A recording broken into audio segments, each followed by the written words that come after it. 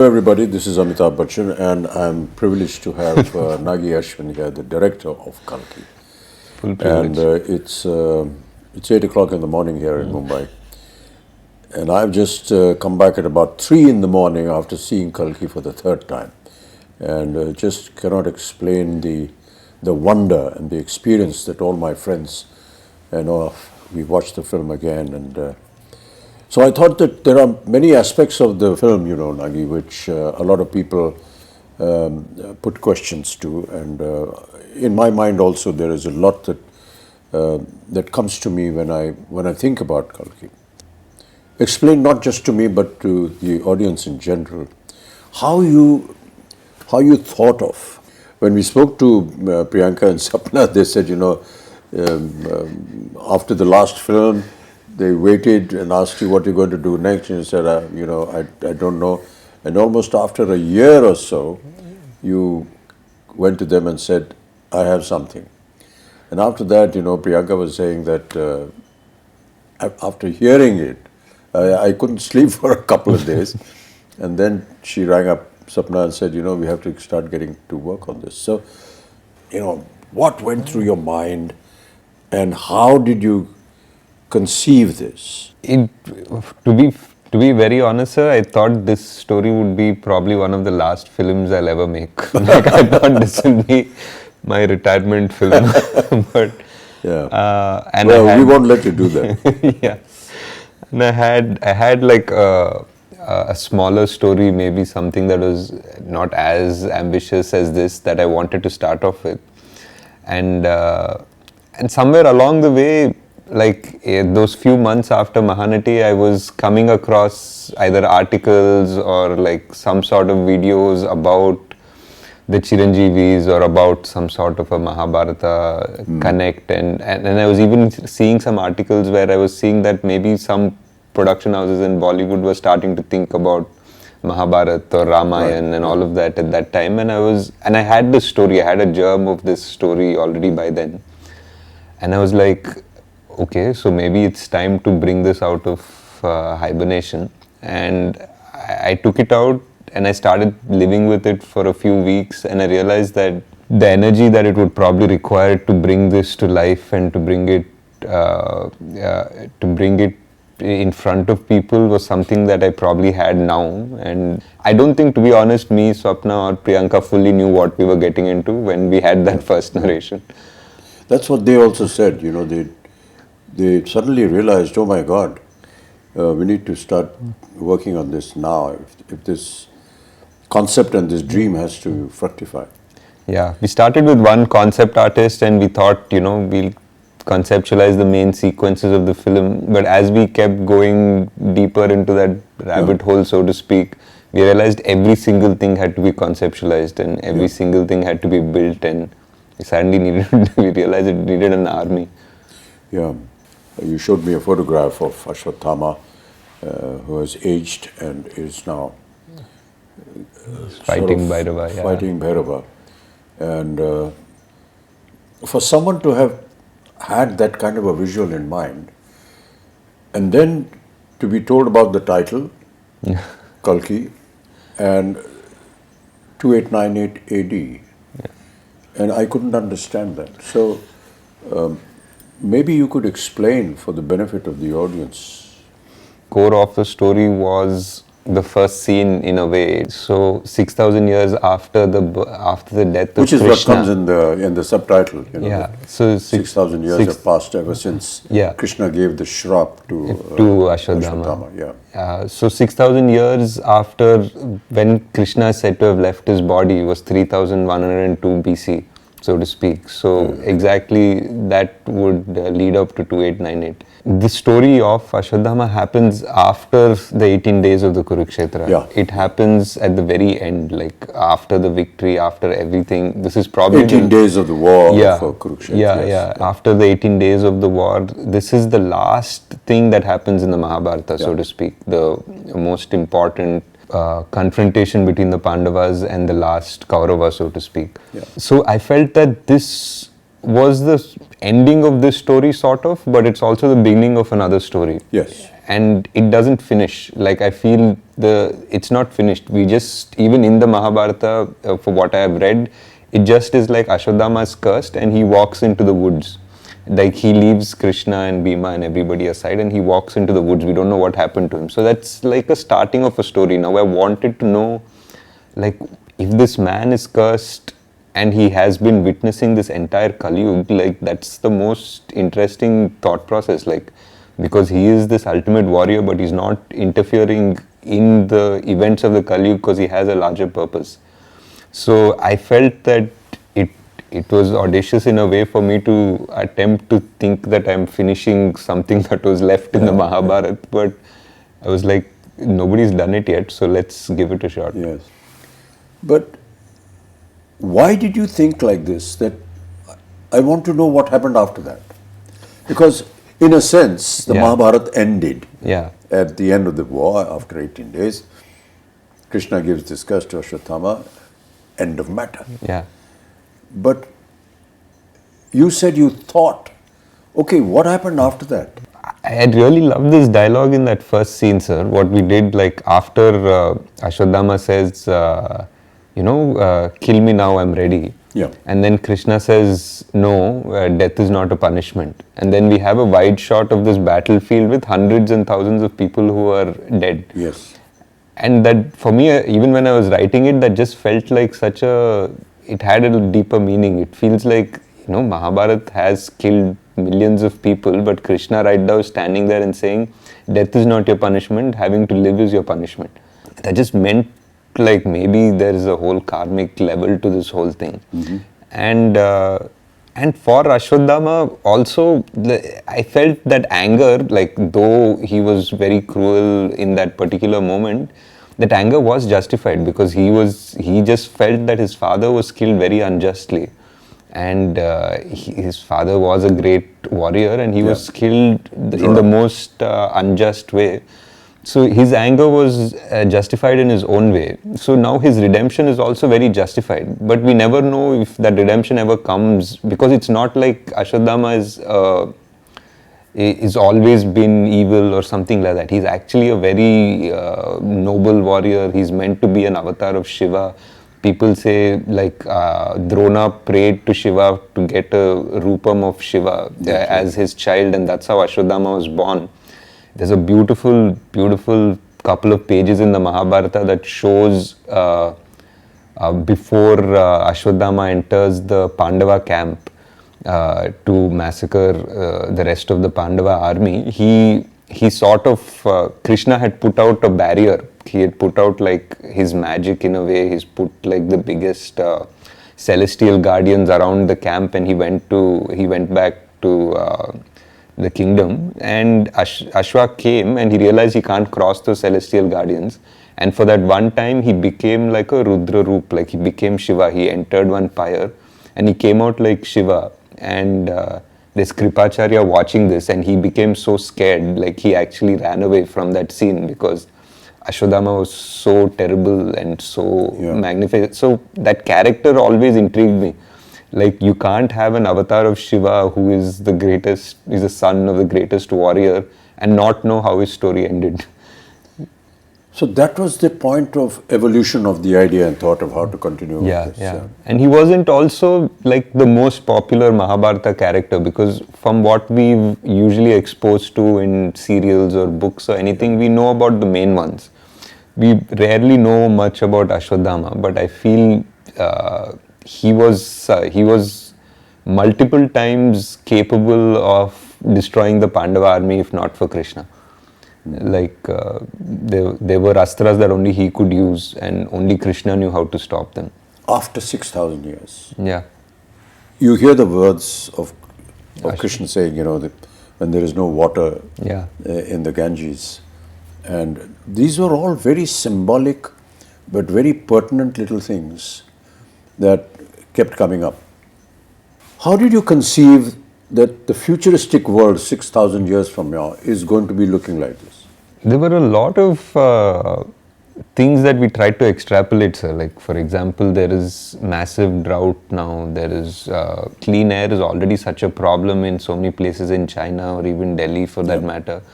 that buying air is going to become a common thing. It's actually become a common thing already. And the fact that physical currency is not going to exist has already happened. So a lot of things that when we started writing we thought were very futuristic have already happened by the time the film released. And we had to just try to understand that if there is no water and the biggest problem is fertility, I feel, like of man and of the soil. Like those are the two biggest things that will change the world. If human beings suddenly become infertile to a certain level, we just have barely 100 years before we go extinct, in a way. And if the soil stops being kind to us and it becomes dead in a way, then how much synthetic food are you going to develop, and how will that society be that lives only on synthetic food? So those are the two big things we tried to explore, though we didn't have time to really get into the details of it, but that was the thought process. During the portion when they were designing all this, were there any questions that ever arose in your mind? Multiple, sir. There were because like almost everything, because when you're trying to design a whole world with an ecosystem, with an economy, with all of that, there'll be so many contradictions. Like even just the architecture of things, there'll be like, what are your vehicles running on? Like if it's running on this, then why don't these people have access to it? And what access does the complex have? So suddenly we're designing a whole world, right from the economy to its power systems to grid to like what do people do? How are they making money? And is there a welfare system in this world? Like there's so much discussion, and after I think 5-6 days of brainstorming, we usually just stop and say, enough, let's get back to the story. I was talking to some people about Shambhala and what it was, and that is something that they said, that this Shambhala is something that is under the earth. It's there in the Buddhist thought process. I personally felt that there is a scene when Mariam comes forward before she sings that song, to that circular that design, mandala, which I don't know whether I'm correct in saying that, but it's a very Buddhist. So is that what went through your mind? It was, sir. I think the idea of Shambhala is something that is very similar to our culture and Buddhist culture, even Persian culture. They have different names for it. And I felt that it's very interesting that all of them have names somewhat similar also. Somebody calls it Shangri-La, somebody calls it Shambhala, and all of them say that it's a place where people are going to sort of retreat to in the Kali Yuga, when adharma becomes so much more outside, and that's where the avatar will come, the savior will come, so to speak. So I felt it's very interesting that so many cultures have the same idea. And the idea of the symbols in Shambhala was like a mix between the chakras that we have, the Sri Chakra and all of that, combined with the mandalas that Tibetans have, which are so similar. So that was that. We just wanted to find, I think in the production design discussions that we were having, we were always trying to see like how culture would be amalgamated in 6,000 years. It wouldn't be like sharp lines between cultures and traditions. Things would probably get merged a bit. But it's, it amazes me how one person's brain could have designed and thought of all these things. I couldn't have, sir. There was a production designer, Nitin Zihani. We had multiple meetings. We have a concept design team which is really good. They're from Jaipur, fully Indian, like Immortal Collective. We had an in-house storyboard artist, Venu. I mean, for a movie like this, I would say that we probably required a bigger team, but the team that we had was fully on board, and everyone was constantly ideating. I mean, I definitely had to okay the final aesthetic, and I would guide them and direct them the way it had to go. But if not for the concept designers and Nitin's brain also, this wouldn't have come out the way it has. Kamal, that day when we had a general, when we were talking to the rest of the guys, he said something very nice.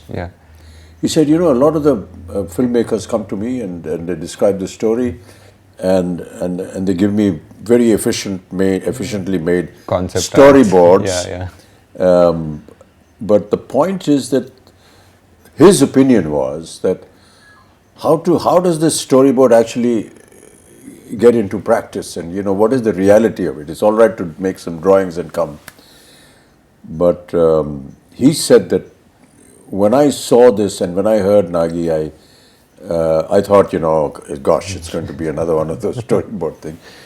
But then Nagi showed me some visuals which he had shot, and I believed.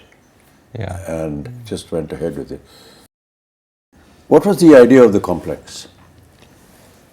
The idea of the complex was, it was like everything is there. It's beautiful. It feels like heaven. There's water. It feels like, animals are frolicking happily, and it's clean air and all of that. But there's something that feels unnatural about it as well. There's something that doesn't feel real, and it doesn't feel it belongs there. So it was that aspiration of man.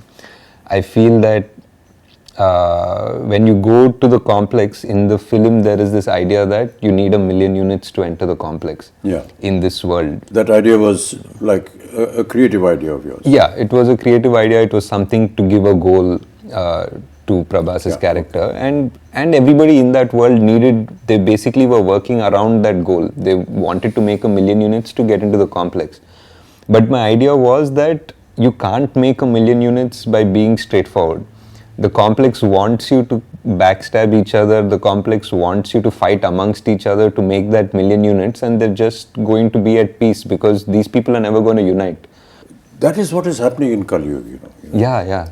This whole backstabbing and everything, everyone wants to grab and go on to the top, Correct. That famous story about all of us, we're all like cockroaches and everyone wants to go, Go up, and reach the top of the lid of the bottle where they're in. So, you are catering to an audience, and there are many portions which I felt, as somebody who's been in the film industry, could understand that, okay, we are playing to the gallery. Yeah.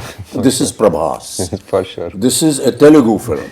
Yeah. And Prabhas is Telugu. Yeah. And you have to understand that he's massive, and he's godlike there. Yeah. So many elements which a lot of people felt in the first half because of its length and so on and so forth. Yeah. At times they were not able to understand, or say, come on, let's get on with the story. Yeah. But the fact is that it's like an intro to the hero of the film, but not just the hero of the film, but also the hero for the Telugu-speaking nation. Yeah. And that is something that, people perhaps overlook. But we have to give it to them. At the same time, giving out to the audience, I've never lost a fight and I never will. Yeah. Which are actually Krishna's words. Yeah. And you've given it to Prabhas, to Bhairav. Yeah. True. But the point is that for the common language that the Telugu nation that is gaga over Prabhas, it has an alternate meaning as well. Also, yeah. And that is, those are the claptraps. Yeah. It is, so I just felt it was a wonderful amalgamation of playing to the gallery, yet not entirely submitting yourself to them. Yeah. It was a tricky line, sir, for sure. Yeah, that's a very thin line. Yeah. I mean, I would love to go and sit in a theatre in Hyderabad and sit with this Telugu-speaking audience when they're seeing this, because they must be going wild when they see Prabhas saying this, and all the comic interludes that he has, and they had wonderful little snippets, that she comes out with, which are valid for the film, yet extremely valid for the common man. I mean, how did you think of that? Like you're saying, it's a very thin line, sir. Like, there were a few things in his intro, for example. Yeah. Like, I think a new audience from Paris wouldn't make anything of it. Yeah. Because there's a hologram that is glitching. It says possible rebel, 5-star bounty. Yeah. And then it just glitches just for a moment right next to Prabhas and says rebel star for like an instant. And that's a claptrap for sure. Yes, yes. And but for anybody on the outside, it doesn't make any difference. It was hard to design something like that. And there was something also where Bujji says, even I have some fans, and Bujji says, yeah, you have a rebel fan. Yeah. and again, for another audience, it doesn't make any difference because he was a rebel. We established right. that. No, that's what I felt. It was a brilliant amalgamation of playing to the gallery playing to the audience in Hyderabad, yet not moving away Yeah. from the concept of the film. Yeah. The concept of fertility, Yeah. was that a story imagination, or is there some kind of a link? It was a bit of a story imagination, sir. It felt like in the Kali Yuga, like what is the last thing that can be taken away from us is the gift of life. People's morality and this and that and everything. And the last thing that would die is the actual gift of life, like whether it is food or whether it is the chance that we procreate and make and continue our species. So just the fact that, that there was a dialogue which said that I will be born in the last womb of the Kali Yuga. So that was there in one of the earlier drafts, and it felt like that was the most dramatic way to introduce our savior. Yeah. And a lot of questions being asked is, how do you manage to perform when you don't have the props around you? Yeah. We really tried in this film to build as much as we could, sir. Like whether it was the off sector where there was desert and the truck and everything, or Shambhala, the bridge. We tried our best to give as much, but yeah, there were definitely sequences where it was just a blue screen. Yeah.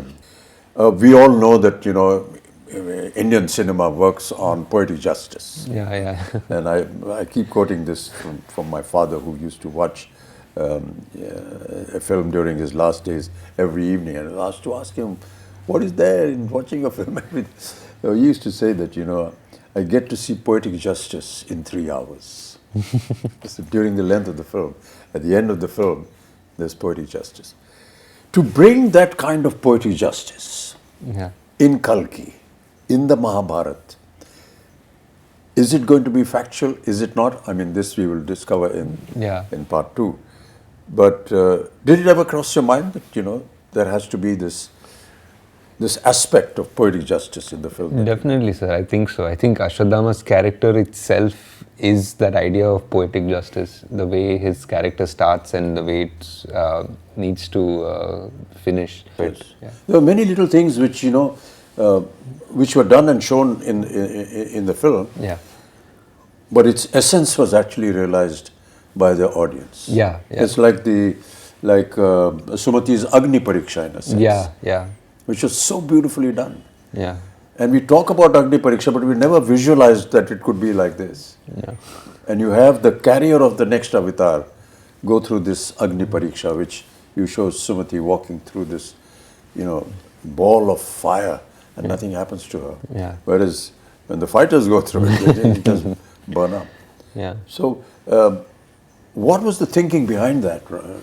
That is definitely one of my favorite sequences in the film, because it also parallelly brings in all the 3 characters. Like it brings in It's a kind of a chastising of Sumati in a sense. Yeah, in a way. And Ashwa realizes at the same time, Bhairava at the same time.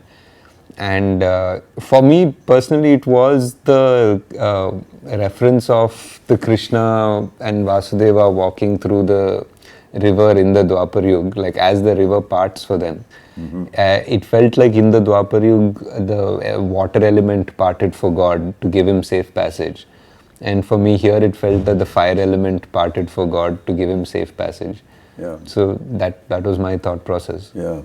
I mean, there were so many challenges, even from the point of view of, say, the DOP or the cameraman and everything. Yeah.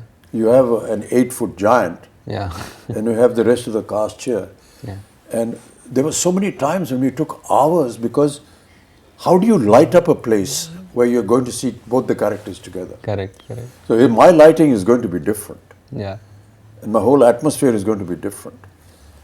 My concept of looking down to talking everyone And everyone's and everyone there. looking up to talk to me, and how we actually managed to do that. Yeah. You know, there were times when I was having this little stick poking out from behind me and saying, my face is not here, it's somewhere up there. And it was quite amusing, but how wonderfully it all sort of It all came together. Like how many times we had to do each shot 3 times or 4 times. Yes. Yeah. Even when I was writing, I always thought Kalki was 2 watches. Like it was a repeat watch. Like the first time you watch the film, you watch the film. And the second time you watch it with the perspective of having seen it again. So you see so many things in a new perspective almost. Yes. In a way, it's almost a new film the second watch. Yeah. So I always felt it was a 2-watch movie at the least, and it's great because I think we went for the evening show, like all of us, to see it, and on the first day, and by the evening show there were people who already knew the dialogue, so they were already watching it the second time.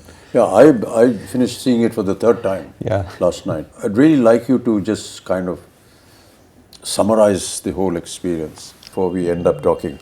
Yeah. Because we could just carry on, you know. For a long time, yes, sir. I think for me, it was just, it was a dream definitely to put together this world and all of the influences and the stories that I've loved, and putting it together in a world in a coherent and understandable and enjoyable way. And to see now, today, that dream has come true and people are actually agreeing to watch such a film and love such a film and accept it. It's not just, I think, just for us as a team that's been working on it for 3 years, and the actors that have put in so much time to do it. It's not just a win for us, I feel. I feel it's a win for the industry in a way, because like producers, actors, directors, writers now have a validation that they can think differently. Now they have a validation that they can greenlight projects which probably wouldn't have, because now there's a Kalki. Now there's a Kalki, a producer will listen to a story that is a mytho or a fantasy or something, and an actor will be okay to greenlight a script. So I think we have moved forward in the right direction, and I'm very glad that Kalki was able to do something to have that change happen. I just wanted to, I mean, we won't get a chance as often, so I just wanted to ask what in the scenes that you've done, like what were your favorite scenes in the film? It's very difficult to pick one particular scene, you know, Nagi. And I'm not just saying it because I'm a member of the cast and crew and it's our film, but quite honestly, you know, it's very difficult. Really, the purpose of talking to you, Nagi, was that. That it's, yes, it is a film. Yes, it is make-believe. But it's make-believe. It's the belief that we want you to go and see, because it's been made with belief. And that belief is what is the strongest point that I feel in the film. And each time I see it, it's that belief. I hope that, you know, the audiences will go and see this film with the kind of interpretation that Nagi, the director, had, and his vision, and the way he has explained the many aspects of the story. It's a film that anybody will identify with, because it's, you know, good over evil, and all our films are like that. But to give it the depth and bring that mythological history, culture into the open and prove it, that is what was challenging for Nagi, and that is what I find he has been able to find victory in that challenge. So now we wait anxiously for part 2. How is it all going to end? And so we look in great anticipation. Thank you, sir. Thank you. Thanks so much, Nagi. It's been wonderful talking to you. Sir, I know you don't like or appreciate this, but this is one of the few chances we have to thank you for all your patience. It's, you know, and the whole country, sir. Like whoever I speak to, I know you've heard this already so many times, but it's just such a pleasure to see you in that avatar, in that role. And so many people, I did a bunch of interviews yesterday and everybody just said, thank you for giving us this Amithabbachan. It's a a huge fan fallacy, thing. actually. I don't I believe know it. you don't like any of No, it. it's not a case of liking. I just feel that the compliment is not really to me, it's the compliment to the concept and the character. And that speaks volumes about the film. It's not a personal, okay, I like this star, Yeah. and he was good and he acted very well and so on and so forth. So Yes, sir. when they compliment a Prabhas or a Deepika and anyone else and Kamal, you're actually complimenting the concept of the director, Nagi, who was able to conceive and put together this story. It's all very well to go to an audience that's coming out of a theatre and say, "Kaisi lagi film bhaiya?" So they said, "That's बहुत अच्छी film है." Yeah, उनको इन्हें नहीं समझ में नहीं आया, ये नहीं हुआ. It's not that. I think that we need to catch some people the youngsters, and say, let's sit down and have a chat. And what did you actually see? What did you think of? What was going through your mind when you were watching all this? It would make a very interesting subject. And I'm going to catch Abhishek and Please do, sir. That would be Navya, great. my granddaughter, and have a chat with them, much like we've had here, and ask them some very pertinent questions. Right. Thank you, Nagi. That'd be great, pleasure. sir. Yeah, Such a thanks so pleasure. much. Such a pleasure, sir. Thank you so much.